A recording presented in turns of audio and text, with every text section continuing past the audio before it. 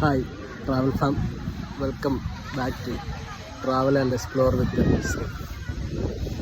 ഇന്ന് ഞാനുള്ളത് നമ്മുടെ സൗത്ത് ഇന്ത്യയിലെ one of the most iconic heritage destination Mahabalipuram അല്ലെങ്കിൽ മാമല്ലപുരത്താണ്.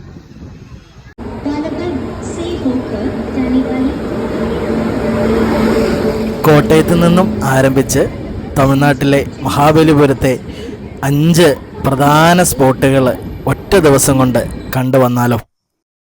കോട്ടയത്ത് നിന്നുമാണ് യാത്ര തുടങ്ങുന്നത്. അവിടെ വെച്ച് വൈകുന്നേരം 6:30 ചെന്നൈ സൂപ്പർഫാസ്റ്റ് എക്സ്പ്രസ്സിൽ കയറി കേരളത്തിലൂടെയും തമിഴ്നാട്ടിലൂടെയും ഒരു രാത്രി യാത്ര ചെയ്ത ശേഷം ഒടുവിൽ രാവിലെ 9 മണിയോടുകൂടി ഞാൻ ചെന്നൈ സെൻട്രൽ റെയിൽവേ സ്റ്റേഷനിൽ എത്തി. AC വെയിറ്റിംഗ് ഹാള് അവൈലബിൾ ആണ്. 1 മണിക്കൂർ 35 രൂപയാണ്. ഒന്ന് ഫ്രഷായി നേരെ റെയിൽവേ സ്റ്റേഷൻ്റെ വെളിയിലിറങ്ങി. ഇവിടെ നിന്നും മഹാബലിപുരത്തേക്ക് ഡയറക്റ്റ് ബസ് അവൈലബിൾ അല്ല. അതുകൊണ്ട് തന്നെ ഞാൻ നേരെ ബസ് സ്റ്റോപ്പിലേക്ക് അവിടുന്ന് ഒരു ഓട്ടോ പിടിച്ചു. 100 രൂപയാണ് ഓട്ടോ ചാർജ്. അവിടുന്ന് നേരെ ബസ് പിടിച്ചു. Bus number 188 മഹാബലിപുരത്തേക്ക്. ഏകദേശം 60 കിലോമീറ്ററോളം ഉണ്ട് ഇവിടുത്തെ യാത്ര. 2 മണിക്കൂറുകളോളം എടുത്തിട്ടുണ്ട് മഹാബലിപുരം വരെ എത്താനായിട്ട്. മഹാബലിപുരത്തിൻ്റെ ടൗണിൽ ഇറങ്ങി അവിടുന്ന് ഒരു ഓട്ടോ എടുത്തു. ഓട്ടോ എന്ന് പറയാൻ പറ്റില്ല, ഇത് ഒരു ഗൈഡും കൂടെയാണ്. പുള്ളി ടോട്ടലായിട്ട് മഹാബലിപുരത്തിൻ്റെ 5 പ്രധാന സ്പോട്ടിലേക്ക് പുള്ളി കൊണ്ടുപോകും. 500 ആണ് ചാർജ്. അതുപോലെ തന്നെ ഈ 5 പ്രധാന സ്പോട്ടിലെയും ഒരു ഹിസ്റ്ററി ഒരു ഗൈഡ് പോലെ തന്നെ ഈ ഓട്ടോ ചേട്ടൻ നമുക്ക് പറഞ്ഞും തരും. മഹാബലിപുരത്തിൻ്റെ ഫസ്റ്റ് സ്പോട്ടാണ് ഞാൻ വന്നത്, പഞ്ചരദാസ്. ഇവിടെ നമുക്ക് ടിക്കറ്റ് ഉണ്ട്. അതായത് നമുക്ക് ഇന്ത്യൻ ആണെങ്കിൽ നമുക്ക് 40 രൂപയും ഫോറിനേഴ്സിന് 600 രൂപയാണ് ടിക്കറ്റ് ചാർജ്. അപ്പോൾ നമ്മൾ ഈ ഒറ്റ ടിക്കറ്റിൽ ഇവിടുത്തെ 5 സ്പോട്ടുകളും നമുക്ക് കാണാൻ പറ്റും. ടിക്കറ്റ് എടുത്ത് ഇനി നേരെ നമ്മൾ അകത്ത് കയറുകയാണ്. അങ്ങനെ എൻ്റെ മഹാബലിപുരം യാത്രയിലെ ഫസ്റ്റ് സ്പോട്ടായ പഞ്ചരദാസിലായിട്ടാണ് നമ്മൾ എത്തിയിരിക്കുന്നത്. പഞ്ചരദാസ് 7-ാം നൂറ്റാണ്ടിൽ പല്ലവ രാജവംശത്തിൻ്റെ കാലത്ത് ഒറ്റ കല്ലിൽ കൊത്തിയെടുത്ത 5 ക്ഷേത്രങ്ങളാണ് ഇവ. മഹാഭാരതത്തിലെ പഞ്ചപാണ്ഡവരുടെ പേരിലാണ് ഓരോ രഥത്തിനും പേര് നൽകിയിരിക്കുന്നത്. ധർമ്മരാജാരഥം, അർജുനരഥം, ഭീമരഥം, നകുല സഹദേവ രഥം, ദ്രൗപദി രഥം, അങ്ങനെ 5 രഥങ്ങളാണ് ഉള്ളത്. ഒറ്റ പാറക്കല്ലിലാണ് ഇവ 5 എണ്ണവും കൊത്തിയെടുത്തിരിക്കുന്നത് എന്നത് ആണ് നമ്മളെ ഏറ്റവും കൂടുതൽ അതിശയിപ്പിക്കുന്നത്. അതുപോലെ തന്നെ ഇവിടെയുള്ള ഓരോ കൊത്തുപണികളും ഇതെല്ലാം നമ്മളെ നേരിട്ട് കാണുമ്പോൾ നമ്മൾ വളരെയധികം അതിശയിപ്പിക്കുന്ന ഒന്നാണ്. കാരണം ഒറ്റ പാറക്കല്ലിൽ ഇന്നത്തെ ഒരു ആധുനികമായിട്ടുള്ള ഉപകരണങ്ങളോ ഒന്നും തന്നെ ഇല്ലാതെയാണ് ഇവയെല്ലാം പണിതിട്ടുള്ളത് എന്നതാണ് ഏറ്റവും വലിയൊരു ആശ്ചര്യം. അതുപോലെ തന്നെ ഇവയൊന്നും ഇപ്പോൾ ക്ഷേത്രങ്ങളല്ല, ഒന്നും ആരാധന കാര്യങ്ങളോ ഒന്നുമില്ല. പക്ഷെ എന്നാലും ഇത് ഇപ്പോഴും ഒരു വലിയൊരു എന്താ പറയുന്ന ഒരു ഭയങ്കര ഒരു അവരുടെ പല്ലവ കാലഘട്ടത്തിൻ്റെ അവരുടെ കലാകാരന്മാരുടെ ഒരു വാസ്തുവിദ്യയുടെയൊക്കെ ഒരു വലിയൊരു പാരമ്പര്യമായിട്ടാണ് ഇത് നിലനിൽക്കുന്നത്. ഇപ്പോഴും ഭയങ്കരമായിട്ട് ഈ കല്ലിൽ കൊത്തിയെടുക്കുന്ന പ്രതിമകളൊക്കെ നമ്മളെ ഭയങ്കരമായിട്ടും നമ്മളെ ആശ്ചര്യപ്പെടുത്തും. അതുപോലെയാണ് ഇവിടുത്തെ കൊത്തുപണികൾ, എല്ലാ കാര്യങ്ങളും നമ്മൾ കാണുമ്പോൾ നമുക്ക് തോന്നുന്നത്. ഇവിടുത്തെ കാഴ്ചകളൊക്കെ കണ്ട ശേഷം ഞാൻ അടുത്തത് നേരെ പോയത് നമ്മുടെ 2ാമത്തെ സ്പോട്ടായ ലൈറ്റ് ഹൗസിലേക്കാണ്. ലൈറ്റ് ഹൗസിന് നമുക്കിവിടെ ടിക്കറ്റ് എടുക്കണ്ട, ഒരു ടിക്കറ്റ് മതി. ഒറ്റ ടിക്കറ്റ് തന്നെ നമുക്ക് ഈ സ്ഥലങ്ങളും നമുക്ക് കാണാനായിട്ട് സാധിക്കും. 2 ലൈറ്റ് ഹൗസുകളാണ് ഉള്ളത്. ഒന്ന് 1904 പണി കഴിപ്പിച്ചിട്ടുള്ള ഒരു ലൈറ്റ് ഹൗസ്, പുരാതനമായിട്ടുള്ളതും.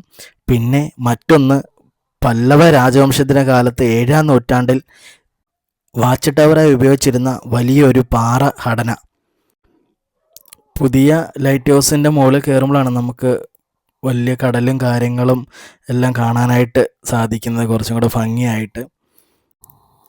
ഇവിടുത്തെ ഈ പഴയ വാച്ച് ടവറിൽ നമ്മൾ കയറുമ്പോഴുള്ള സ്റ്റെപ്പ് വരെ കൊത്തിയെടുത്തിരിക്കുന്ന കല്ലിലാണ് കേട്ടോ. എല്ലാം കല്ലിലാണ് ഇവിടെ കൊത്തിയെടുത്തിരിക്കുന്നത്. എന്താണ് നിങ്ങൾ മഹാബലിപുരത്ത് വരുമ്പോൾ ഈ ലൈറ്റ് ഹൗസ് 2ഉം ഒന്നും മിസ് ചെയ്യാതെ കാണണം. അടുത്തതായി ഞാൻ പോയത് മഹാബലിപുരത്തിൻ്റെ പാറയിൽ കൊത്തിയെടുത്തിട്ടുള്ള ഏറ്റവും വലിയ ഗുഹാക്ഷേത്രങ്ങളൊന്നായ കൃഷ്ണ മണ്ഡപത്തിലേക്കാണ്. ഈ മണ്ഡപം അതിൻ്റെ അടിസ്ഥാന കൊത്തുപണികളിൽ ഭയങ്കര പേര് കേട്ടതാണ്. പ്രധാനമായി കനത്ത മഴയിൽ നിന്നും ഗ്രാമീണരെയും പശുക്കളെയും സംരക്ഷിക്കാനായിട്ട് ഭഗവാൻ കൃഷ്ണൻ ഗോവർദ്ധനം കുന്നിനെ ഉയർത്തുന്നതിന് മനോഹരമായൊരു ചിത്രീകരണം. അടുത്തത് ഞാൻ നേരെ പോയത് നമ്മുടെ അർജുന പെനാൻസ് ആണ്. ഏകദേശം 43 അടി ഉയരവും 96 അടി നീളവുമുള്ള ഈ ഫലകം ലോകത്തിലെ തന്നെ ഏറ്റവും വലിയ ശിലാഫലകങ്ങളിൽ ഒന്നായിട്ട് മാറിയിട്ടുണ്ട്.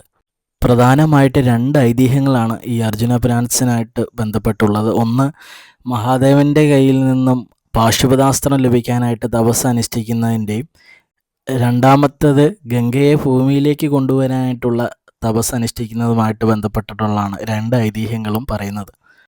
ഇവിടുത്തെ കൊത്തുപണികൾ ഭയങ്കര ആകർഷണീയമാണ്. അതുപോലെ തന്നെ ഗണേശരഥം, അതും നല്ല അവിടെ ഭയങ്കര ഫേമസ് ആയിട്ടുള്ളൊരു കൊത്തുപണിയിൽ ഉള്ളതാണ്. ഇവിടെ നിത്യം ആരാധനയ്ക്കുള്ളതാണ്. അതിനുശേഷം ഞാൻ പോയത് ഇവിടുത്തെ ഗുഹാക്ഷേത്രങ്ങളിലാണ്. അതായത് ത്രിമൂർത്തി ഗുഹാക്ഷേത്രം എന്ന് പറയും.